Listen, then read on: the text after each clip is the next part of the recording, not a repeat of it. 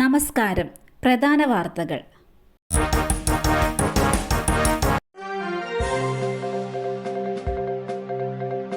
കിളിമാനൂരിൽ അജ്ഞാത വാഹനമിടിച്ച വയോധികൻ മരിച്ച സംഭവം.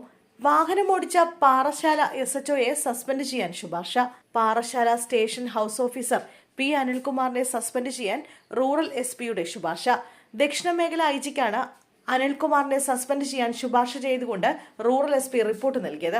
സംഭവത്തിൽ SHO അനിൽകുമാർ നേരത്തെ കുറ്റം സമ്മതിച്ചിരുന്നു. ഏഷ്യ കപ്പിൽ ഇന്ത്യക്കെതിരെ ഇറങ്ങും മുമ്പ് നാണം കെട്ട പാകിസ്ഥാൻ. ഏഷ്യ കപ്പിൽ ഇന്ത്യക്കെതിരായ അഭിമാന പോരാട്ടത്തിനിറങ്ങും മുമ്പേ നാണം കെട്ട പാകിസ്ഥാൻ. ടോസ് നേടി ബാറ്റിംഗ് തെരഞ്ഞെടുത്ത പാകിസ്ഥാൻ ടീം മത്സരം തുടങ്ങുന്നതിന് മുന്നോടിയായി ദേശീയ ഗാനാലാപനത്തിനായി അണിനിരന്നപ്പോഴായിരുന്നു DJ-യുടെ കയ്യബദ്ധത്തിൽ നാണം കെട്ടത്. ആദ്യം പാകിസ്ഥാന്റെ ദേശീയഗാനവും പിന്നീട് ഇന്ത്യയുടെ ദേശീയഗാനവും മുഴങ്ങുമെന്നായിരുന്നു സ്റ്റേഡിയത്തിൽ ഉറക്കെ അനൗൺസ് ചെയ്തത്. പാക് താരങ്ങൾ ദേശീയഗാനം ഏറ്റുപാടാനായി തയ്യാറായി നിൽക്കെ സ്റ്റേഡിയത്തിലെ ഉച്ചഭാഷണിയിലൂടെ മുഴങ്ങിയത് ജലേബി ബേബി എന്ന ആൽബം സോങ് ആയിരുന്നു. ഇത് കേട്ട് പാക് താരങ്ങൾ ഞെട്ടി.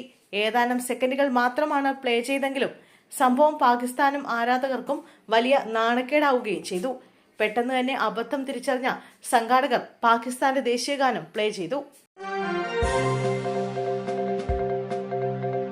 KSRTCയുടെ ഉല്ലാസയാത്രാ ബസ് നിയന്ത്രണം വിട്ട അപകടം. 16 പേർക്ക് പരിക്കേറ്റു. 3 പേരുടെ നില ഗുരുതരമാണ്. കണ്ണൂർ പയ്യന്നൂരിൽ നിന്ന് ഇടുക്കിയിലേക്ക് ഉല്ലാസയാത്രയ്ക്ക് പോയ ബസ്സാണ് അപകടത്തിൽപ്പെട്ടത്.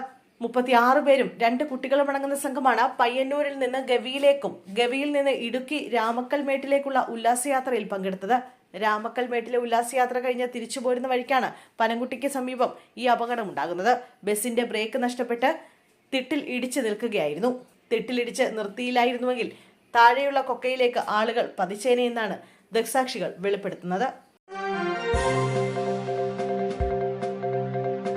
തിരുവനന്തപുരത്ത് ആളൊഴിഞ്ഞ കെട്ടിടത്തിൽ മൃതദേഹം.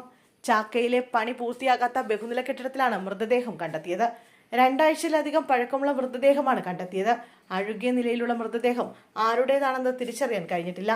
30 വയസ്സ് പ്രായമുള്ള ഇതര സംസ്ഥാന തൊഴിലാളിയുടേതാണ് എന്നാണ് സംശയം. സംഭവത്തിൽ പേട്ട പോലീസ് അന്വേഷണം ആരംഭിച്ചു.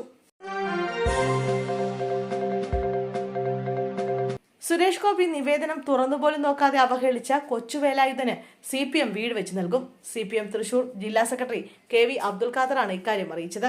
കേന്ദ്രമന്ത്രിയും തൃശൂർ MP-യുമായ സുരേഷ് ഗോപി നിവേദനമടങ്ങിയ കവർ തുറന്നുപോലും നോക്കാതെ നിവേദനം സ്വീകരിക്കലല്ല MP-യുടെ പണി എന്ന് പറഞ്ഞ് അവഹേളിതനാക്കിയ കൊച്ചുവേലായുധന്റെ വീട് CPM നിർമ്മിച്ചു നൽകുമെന്ന് അദ്ദേഹം ഫേസ്ബുക്കിൽ അറിയിച്ചു. വീടിന്റെ നിർമ്മാണ പ്രവർത്തനങ്ങൾ ഏറ്റവും അടുത്ത ദിവസം തന്നെ ആരംഭിക്കുമെന്നും അദ്ദേഹം പറഞ്ഞു. വയോധികനിൽ നിന്ന് നിവേദനമടങ്ങിയ കവർ വാങ്ങി വായിക്കാൻ പോലും മിനക്കെടാതെ മടക്കിയ സുരേഷ് ഗോപിയുടെ ദൃശ്യം സമൂഹ മാധ്യമങ്ങളിൽ വലിയ വിമർശനങ്ങൾക്ക് ഇടയാക്കിയിരുന്നു.